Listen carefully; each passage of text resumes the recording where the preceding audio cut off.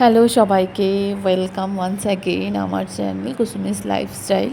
So আজকে আমি দেখাচ্ছি আমার একটা পছন্দের রেসিপি, মাশরুম কারি, মাশরুম মশালা। সো এখানে তোমরা দেখতে পাচ্ছ, এখানে আমি নিয়েছি মাশরুমগুলোকে হালকা ভেজে নিয়েছি, মানে হালকা বয়েল করে নিয়েছি হলুদ লবণ দিয়ে। সঙ্গে আমি নিয়েছি ক্যাপসিকাম, আলু হালকা হালকা তেলে ভাজা করে নিয়েছি, এবং আমি কিছু বেসিক মশলা গ্রাইন্ড করে নিয়েছি, বেটে নিয়েছি। যেমন ধরো একটু পেঁয়াজ পেঁয়াজ কাটা, tomato and garlic and ginger হালকা ফ্রাই করে আমি পেস্ট বানিয়ে নিয়েছি, সঙ্গে গ্রিন চিলি দিয়েও। এরপর আমি কড়াইতে তেলটা গরম করে নিলাম। তেলটা গরম করে একটু দিয়ে দিলাম একটু জিরে, গোটা জিরে, একটু পেঁয়াজ এবং সঙ্গে গোটা গরম মশলা। গরম মশলা ফুটে আসলে তখন দিয়ে দিলাম বেটে রাখা মশলাটা। কিছুক্ষণ ফুটে আসলে ওতে আমি সঙ্গে দিয়ে দেবো মশলা বাটিটা ধুয়ে একটু সামান্য পরিমাণে জল অ্যাড করে দেবো।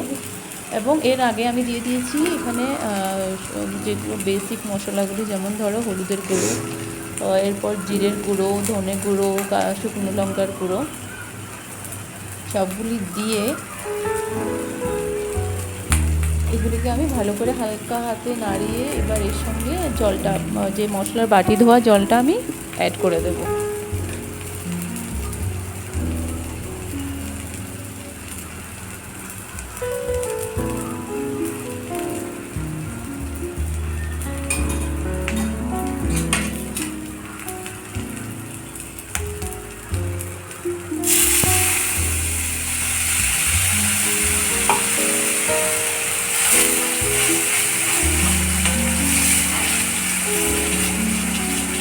এবার জলটা কিছুক্ষণ ফুটতে শুরু করলে, মোটামুটি এটা মশলাগুলো ভাজা হয়ে গেলে দেখবে চারদিক দিয়ে তেল ফুটে আসবে। তখন আমি কী করবো, তখন যে জিনিসটা আমি আলাদা করে রেখেছি, যেমন আলু এবং ক্যাপসিকাম, ওগুলিকে আমি অ্যাড করে দেবো এর মধ্যে।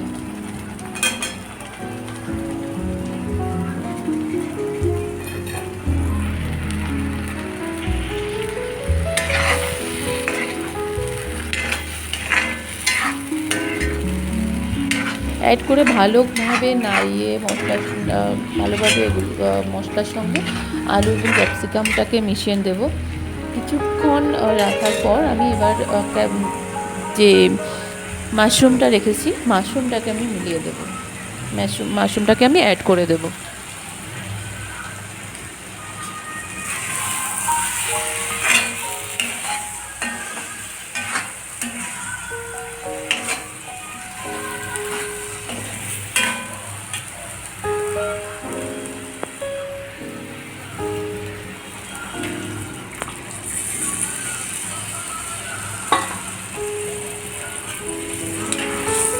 মাশরুমটাকেও ভালোভাবে মশলার সঙ্গে মিশিয়ে নেব।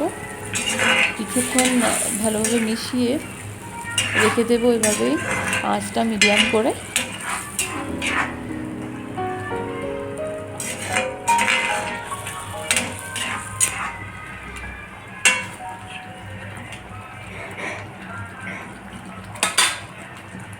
এর মধ্যে সামান্য পরিমাণে আমি একটু গরম জল মিশিয়ে দিয়েছিলাম মাঝে। তো গরম জলটা ফুটে মশলাটার সঙ্গে গ্রেভিটা ভালোভাবে মিশে গেছে। তো এখন দেখতে পাচ্ছ এটা ভালোই ফুটে গেছে। তো এখন আমার লাস্ট পর্যায়ে চলে এসেছে। আমি ভালোভাবে প্রথমে নাড়িয়ে নেব।